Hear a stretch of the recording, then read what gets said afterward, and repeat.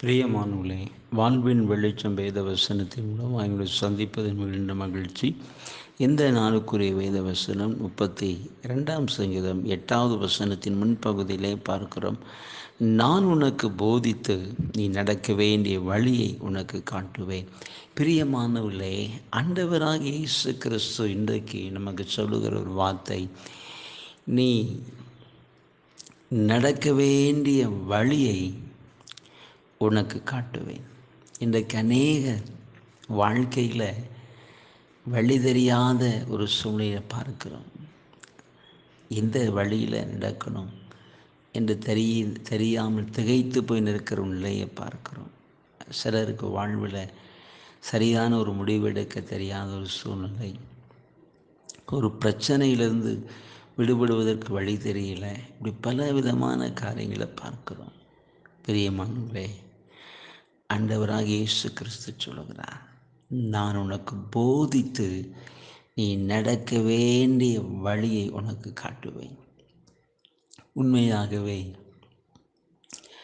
அவர் நம்மை போதித்து நம்மை நடத்துவார் என்று சொன்னால் நம்முடைய வழி சுவையாயிருக்கும், இடர மாட்டோம். சுவையான வழியில் அவர் நடக்க பண்ணுவார். பிரியமானவர்களே, அவர் உங்களை போதித்து நடத்தினார். உங்கள் வழி சுவையாக இருக்கும், உங்கள் வாழ்வு இனிதாக இருக்கும். நிச்சயமாய் அவர் உங்களை போதித்து நீங்கள் நடக்க வேண்டிய வழியில் உங்களை நடத்தி உங்களை அற்புதமாய் ஆமீன் அவர் அற்புதமாய் நடத்துகிறதே அப்படி நடத்துவார். நாம் ஜெபிப்போம். நன்றி தகப்பனே, இன்றைக்கு இந்த வார்த்தை கேட்கிற ஒவ்வொரு பிள்ளைகளுக்காக ஜெபிக்கிற ஐயா. இன்றைக்கு வாழ்க்கையில் ஆண்டவர் வழி தெரியாத நிலையில் திகைத்து போய் நிற்கிற அநேகரை பார்க்கிறோம். ஆண்டவர் இறங்கி உதவி செய்யணும்.